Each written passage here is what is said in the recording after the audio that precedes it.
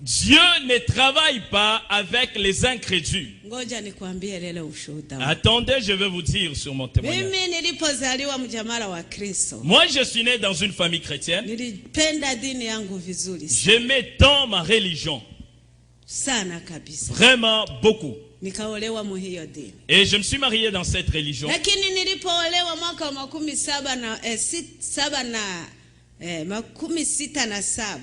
Ok, je me suis marié en 1967.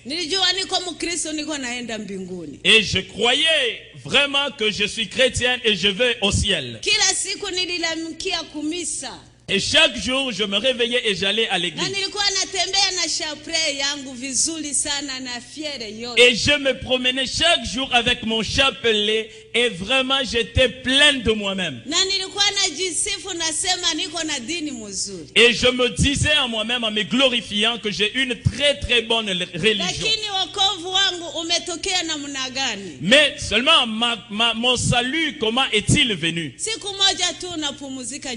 Et un jour, alors que je me reposais dans ma maison, je m'assoupissais là dans ma maison. J'ai eu un sommeil. J'ai entendu quelqu'un cogner à ma porte. Maman Domitila, fais vite et ouvre-moi, je veux rentrer dans ta maison. Dans mon rêve, je me suis levé et j'ai couru pour aller ouvrir. Et quand je voulais ouvrir la porte,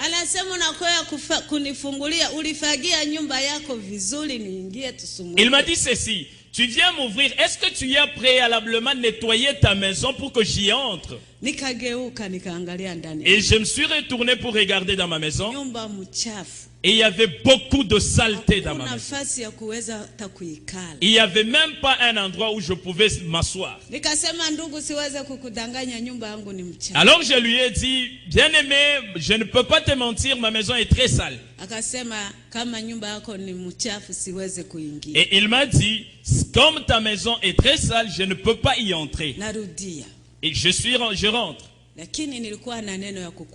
Mais seulement j'avais quelque chose à te dire. Va chercher la Bible. Tu vas lire dans 1 Pierre 4 de 3 jusqu'au 7. Et cet homme est parti.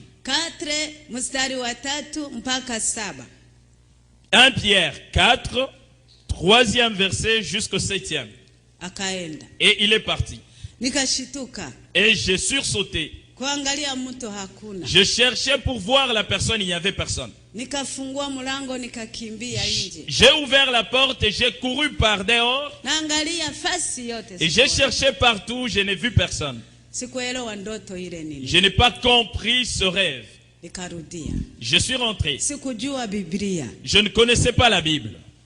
Je me disais, qu'est-ce que je vais faire?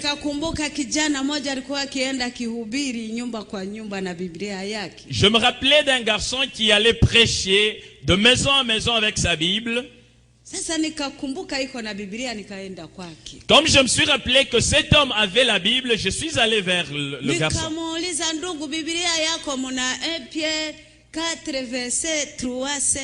Je lui ai dit, bien-aimé, est-ce que dans ta Bible là, il y a 1 Pierre 4 de 3 à 7? Il a dit oui, oui. Je lui ai dit, mais est-ce que tu peux me lire ça? Il m'a lu. Je n'ai rien compris. Je lui ai dit mon rêve. Il m'a dit, le rêve que tu as vu, la maison sale que tu as vue, ce n'est pas la maison où tu habites. C'est ton cœur. Et la saleté, c'est le péché en toi. Et cet homme, c'est Jésus-Christ. Il est en train de cogner à ton cœur. Et je lui ai dit, frère, je lui ai dit que moi, je suis chrétienne 100%. Je suis né dans une religion. J'ai grandi dans une religion. Je me suis marié dans une religion. Et toutes les fois que je fais le péché, je veux voir le prêtre. Pourquoi tu me parles encore de péché? Et cet homme m'a dit, sœur, crois à la parole de Dieu. Confesse ton péché et Jésus rentre en toi. Je me suis fâché et je suis rentré chez moi. Mais seulement Dieu me cherchait. Ce n'est pas moi qui avais cherché Dieu. Dieu me cherchait. Arrivé à la maison, je voulais juste chasser ces pensées-là. Mais Dieu n'a pas voulu. Oh, j'ai manqué la paix. J'ai nettoyé ma maison. À partir du haut jusqu'en bas,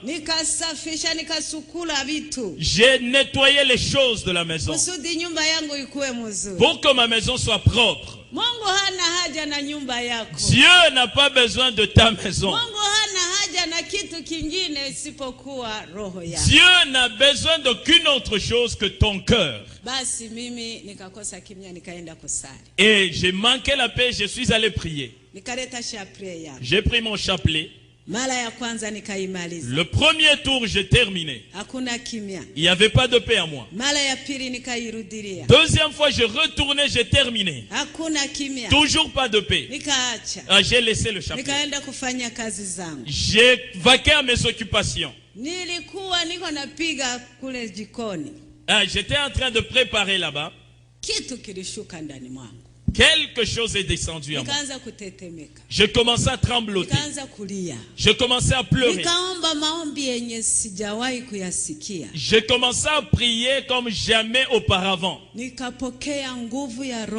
J'ai reçu la puissance du Saint-Esprit. J'ai reçu le Saint-Esprit alors que j'étais encore dans l'église catholique. Et Dieu m'a dit, confesse ton péché. Et confesser, c'est laisser aussi.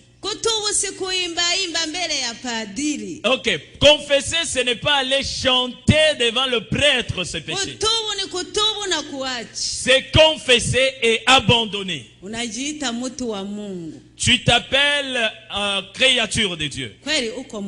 Certes, tu es créature de Dieu, mais seulement tu n'es pas enfant de Dieu. Parce que l'enfant de Dieu fait la volonté de son Père. Mais seulement toi, ce que tu fais, ce n'est pas un enfant de Dieu. Je suis sorti et je courais en pleurant pour chercher un pasteur. Parce que le prêtre n'était pas là.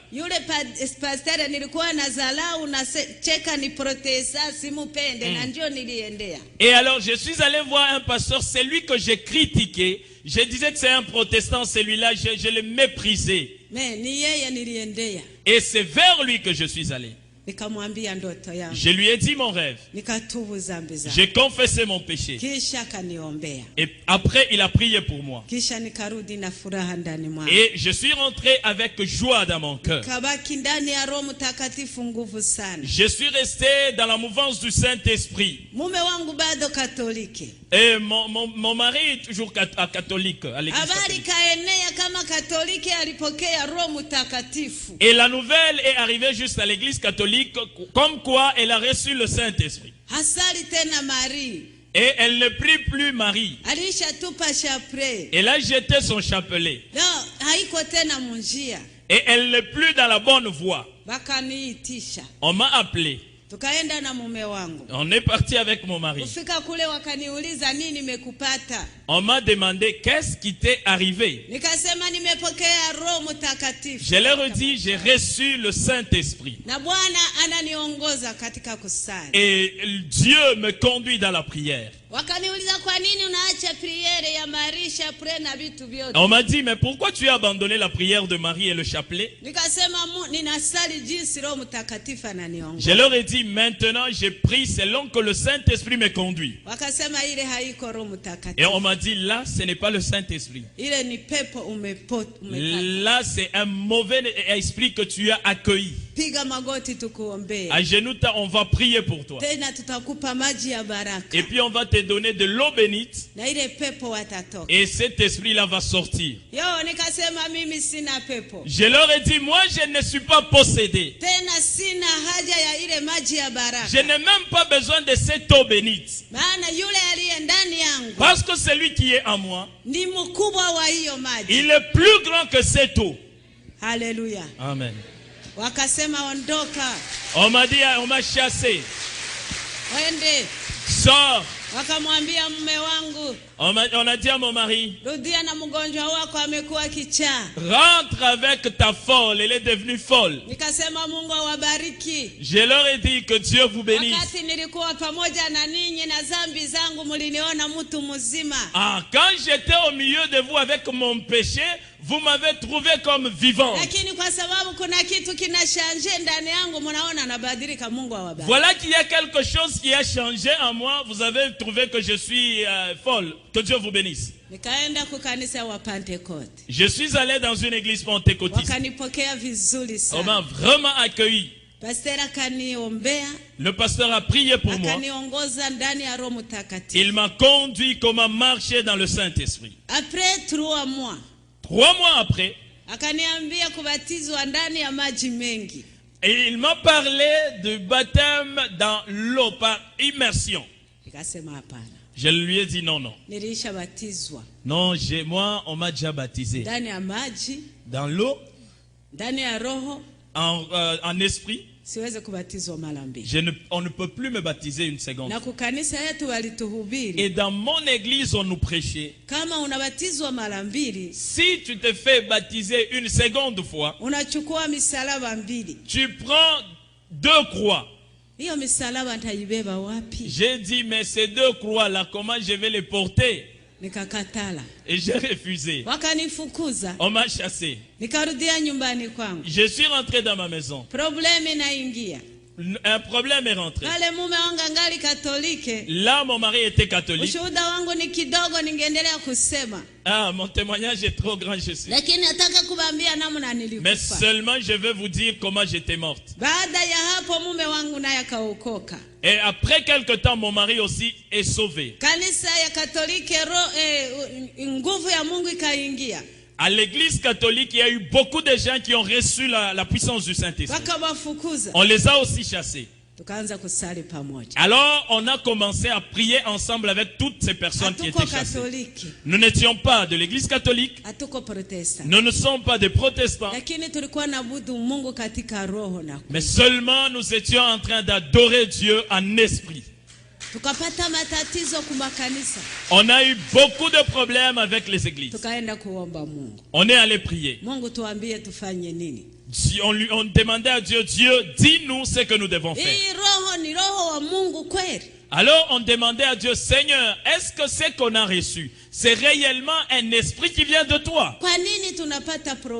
Mais pourquoi on a beaucoup de problèmes à cause de ça? Dis-nous si ce n'est pas le Saint-Esprit pour qu'on rentre à l'église catholique. Ou bien si être baptisé pour une seconde fois, ce n'est pas un péché pour qu'on aille. On est allé prier. Nous étions nombreux. Une semaine durant. Dieu ne nous a rien dit.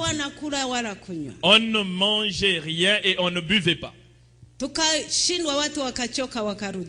Et nous avons perduré là-bas. Il y a d'autres personnes qui sont fatiguées qui sont rentrées. Et nous sommes restés à 12. Et il y avait 7 hommes. 8 hommes plutôt. Et 4 femmes. Et nous sommes allés en brousse. Nous nous sommes dit on ne va pas manger. Nous n'allons pas boire. Et nous n'allons pas rentrer à la maison. Jusqu'à ce que Dieu nous dira ce que nous devons faire. Nous sommes rentrés. Le premier jour, le deuxième jour, le troisième jour, nous étions en prière. Moi, je n'étais pas malade. Là, on était à genoux. J'ai vu 2 personnes venir. Oh, des merveilleuses personnes. Ils avaient une joie éclatante. Ils avaient un amour qu'ils pouvaient ressentir. Ils étaient très beaux. Ils n'étaient pas des blancs. Ils n'étaient pas des noirs. Ils avaient un visage exceptionnel. Ils sont venus là où j'étais à genoux. Ils m'ont dit, lève-toi, partons. Moi, je voulais vraiment partir avec eux. Parce que j'avais vu des gens qui étaient particuliers. Alors que je voulais me lever, je sentais que je pesais beaucoup, je ne pouvais pas. Juste à cet instant-là, je leur ai dit, moi je pèse beaucoup, je ne... Mais j'essaye de me relever, je ne parvenais pas. On m'a dit, attends un peu. J'ai vu comme si j'étais habillé d'un manteau lourd. Et tout d'un coup, j'ai vu comme on m'a enlevé ce manteau-là, on l'a laissé. Et quand ce manteau est tombé, je me suis senti très légère. Et tout d'un coup, on a commencé à partir avec eux. Je n'ai pas su que j'étais morte. J'ai vu simplement que j'ai laissé un manteau là. Alors que ce corps, c'est comme un habit. Et quand il est tombé par terre, nous sommes partis. Mes amis ont vu que j'étais tombé et je suis morte. Mais moi j'ai vu comme j'ai enlevé comme un habit, j'ai laissé et je partais avec ces gens. Et alors qu'on était en chemin, je me regardais. Je regardais, j'avais un très très beau corps qui ressemblait vraiment au corps des gens qui m'escortaient. Alors je leur ai dit, mais bien aimé, donc il y a d'autres corps si merveilleux que ça. Oh, j'étais toute contente. Et ces gens m'ont dit, mais comment tu es étonné de ton corps? Tu ne lis jamais la Bible. Je leur ai dit, moi je ne sais pas lire la Bible. Ils m'ont dit, tu dis vrai. Celui qui ne lit pas la Bible, il ne peut pas connaître les choses d'en haut. Mais seulement si tu lisais la Bible chaque jour, certainement tu serais déjà en connaissance de livre de 1 Corinthiens, 15e chapitre, 40e verset. Tu saurais déjà qu'il y a un corps glorieux céleste et un corps terrestre. J'aimerais que tu lises toi-même ta Bible parce qu'on n'a pas assez de temps. Et j'ai vu qu'on est parti. La première chose qui m'avait émerveillé, c'était mon corps, comment il était transformé. La deuxième chose, je ne me voyais pas comme un mort. J'avais toute ma conscience et mon intelligence. J'ai parlé avec ces gens-là. Ils me posaient des questions et je répondais. Moi, je posais de même des questions, ils me répondaient. Et je savais qu'on a quitté un endroit et on allait vers un autre endroit. J'aimerais te dire, si tu es chrétien, vraiment chrétien, ne crains pas la mort. La mort, ce n'est pas comme la mort, c'est juste un changement. C'est juste laisser ce corps et habiller le corps de gloire. Amen. Amen. Et après cette vie, il y a une très belle vie. Amen. Pour recevoir cette vie, il faut agir sur cette terre. C'est commencer ici. Et j'ai vu comment amener. Oh, on m'a amené dans un pays. Oh, c'était très très beau pays. Oh, je ne sais pas comment te l'expliquer. Quand j'ai regardé, j'étais toute étonnée.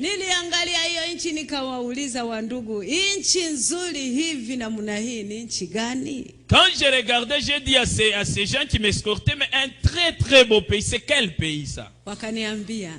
Ils m'ont dit, le pays que tu vois, c'est ce qu'on vous parle chaque jour, le ciel c'est ici. Bien aimé, la Bible c'est la parole de Dieu. Que tu crois ou non, la Bible, c'est la parole de Dieu. Et le ciel existe. Le royaume de Dieu existe. Et un jour, nous irons là-bas. Nous pouvons acclamer pour la gloire. Oh, j'ai vu des choses merveilleuses. Et quand j'ai regardé, j'étais étonné. J'ai regardé ce pays-là, ça n'avait pas de fin. Je regardais les maisons construites, je ne pouvais pas comprendre comment. Je leur ai dit, ici aussi il y a des maisons comme chez nous. Ils m'ont dit, ça c'est le paradis de saints. Quand quelqu'un meurt là-bas, il vient se reposer ici dans ce pays. Ici n'entre pas un païen. Ici n'entre pas un pécheur. C'est seulement des chrétiens qui sont lavés dans le sang de Jésus-Christ. C'est ceux-là qui viennent se reposer dans ce pays. Et on était en train de parler avec ces gens. Ah, j'ai regardé par là où on venait, il y avait comme une espèce de voiture qui venait.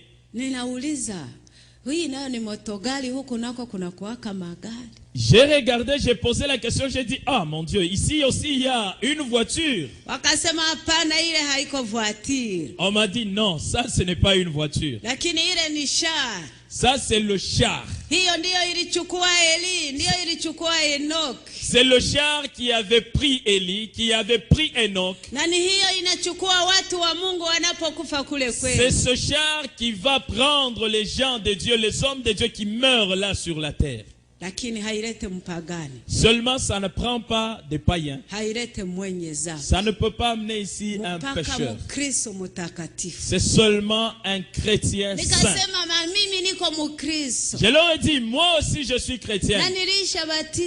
On m'a déjà baptisé. J'ai dit, mais pourquoi vous ne m'avez pas amené ici avec ce char là? On m'a dit, toi tu ne peux pas, on ne peut pas t'amener ici avec ce char. Parce que toi, tu dois rentrer là chez vous. Parce que ça ne peut pas amener ici un homme comme toi. Seulement quand tu deviendras sainte devant Dieu. Et là, on était en train de parler. Et ce char est rentré dans ce pays.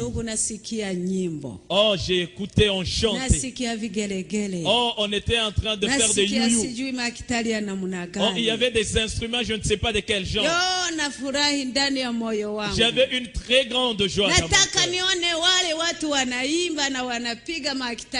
Je voulais voir ces gens-là qui chantaient et qui jouaient aux instruments. Mais seulement on n'a pas voulu que j'y entre. On m'a arrêté juste à l'entrée. Et j'ai vu que de là venait un homme, un grand, un géant. Et il était vraiment brillant. Alors j'essayais de le regarder. Je ne pouvais pas voir son visage parce que ça brillait fortement. Et il est venu devant moi. Il m'a dit, vous avez vraiment bien prié. Il m'a dit, mais comment vous savez très bien prier comme ceci? Mais seulement vous ne voulez pas le faire ainsi chaque jour. Et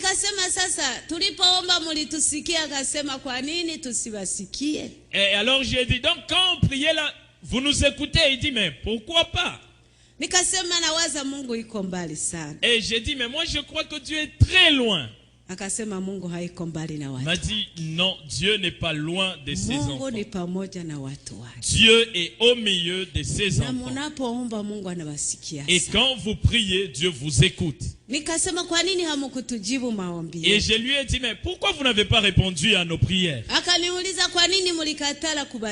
Et lui aussi m'a posé la question, mais pourquoi vous avez refusé de vous faire baptiser? Je lui ai dit, mais écoute, on nous a déjà baptisés, on ne peut pas se faire baptiser une seconde fois. Et il m'a posé la question, c'est quel genre de baptême vous avez reçu?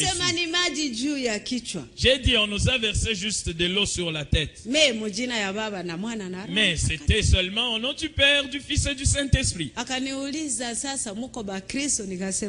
Et il m'a posé la question, est-ce que vous êtes vraiment des chrétiens? J'ai dit oui. Il m'a dit, Jésus était baptisé de quel genre de baptême? J'ai dit, en tout cas ça, je ne connais pas le baptême de Jésus. Il m'a dit, Jésus était baptisé dans le Jourdain. Dans l'eau qui coule. Quand tu suis Jésus-Christ, vas-y faire comme Jésus a fait. Il a été baptisé par immersion. Vous aussi, allez-y qu'on vous fait baptiser ainsi. Et c'est là le vrai baptême. Et c'est ce qui existait depuis longtemps. Seulement parce que les gens sont en train de changer des choses. C'est pourquoi il y a plusieurs façons d'être baptisé. Mais seulement le vrai baptême, il y en a un seul. C'est seulement par immersion. L'image de mourir et de ressusciter avec Jésus-Christ. Je n'avais plus quoi dire. Il m'a introduit dans ce pays. Bien-aimé, oh, j'étais étonné. Oh, Dieu reste Dieu. Et le royaume de Dieu existe. Et un jour, nous irons. Je voyais un pays qui était à perte de vue. Je voyais, il y avait beaucoup de gens dedans. Des gens qui étaient beaux. Ils avaient une joie débordante. Ils étaient en train de chanter pour Dieu. Et ils utilisaient des instruments que je ne comprenais pas. Bien-aimés, chante, continue à chanter pour Dieu. Toi qui sais bien jouer aux instruments, fais-le encore. Parce que même là-bas, on chante. Et la Bible dit, toute chose va s'arrêter. Mais seulement au ciel, là, on restera en train de le louer. Et si tu es chanteur, chante encore. Si tu sais jouer aux instruments, fais-le, c'est bien, c'est louer Dieu. Il m'a dit, regarde les saints. Les gens qui étaient morts chez vous. Et vous pleurez là-bas, vous disiez qu'ils sont morts. Mais regarde là où ils sont en repos. Regarde la joie qu'ils ont. Regarde comment ils brillent. Et il m'a dit, D'ailleurs, jusque-là, ils n'ont pas encore connu le grand éclat. Ils n'ont pas encore connu la grande joie. Parce qu'ils n'ont pas encore vu le Seigneur Jésus. Et le jour qu'ils le verront, ils seront encore plus beaux que maintenant. Oh, j'étais toute contente. Bien-aimé. Oh, le ciel existe. Allons-y au ciel. Amen, amen. Amen. Yo. Bien-aimé. Il m'a dit, regarde là où ils sont en repos. Et un jour, ils quitteront cet endroit. Ils iront maintenant dans la nouvelle Jérusalem. Et là, ils seront encore plus éclatants qu'ici. Et j'ai vu, on m'a enlevé de là. Mais viens, on va te montrer la nouvelle Jérusalem. Bien-aimé, j'étais tout étonné. J'ai regardé le pays. C'était comme des vitres qui brillaient à mes yeux. Et je voulais regarder, mais je ne pouvais rien comprendre. Et dans ce pays, il y avait une rivière. C'est une rivière qui arpentait le... Et l'eau était toute éclatante. Je n'ai pas traversé cette rivière. J'ai vu simplement que je suis rentré dans ce pays. J'ai regardé. J'ai vu, c'est comme quelque part où on a étalé de l'or pur. Et partout il y avait de l'or. Partout il y avait de l'or. J'ai dit, bon, je vais essayer quand même de marcher là-bas. J'ai dit, bon, j'essaie de marcher pour voir si je vais marcher comme on marche sur la terre. Mais seulement je n'ai pas pu. C'était en train de vaciller. On m'a dit, toi tu ne peux pas marcher dans ce pays. Parce que personne n'y est déjà entré. Là c'est l'endroit que Dieu a préparé pour les saints.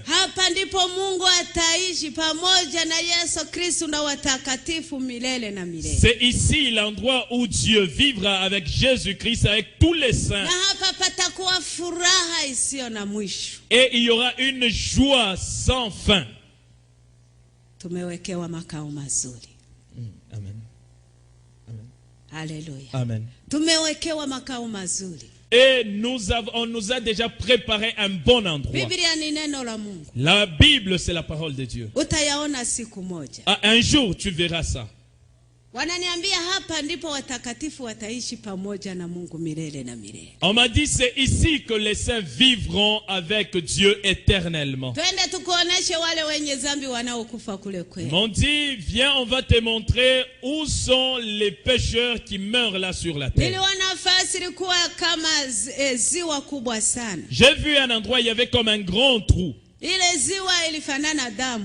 Et ce grand trou, il y avait comme du sang. Et les gens qui étaient dedans, ils exprimaient une grande douleur. Et ils étaient en train de se gratter comme s'il y avait des insectes qui les piquaient. Et on m'a dit, tu vas écouter les pleurs des pécheurs.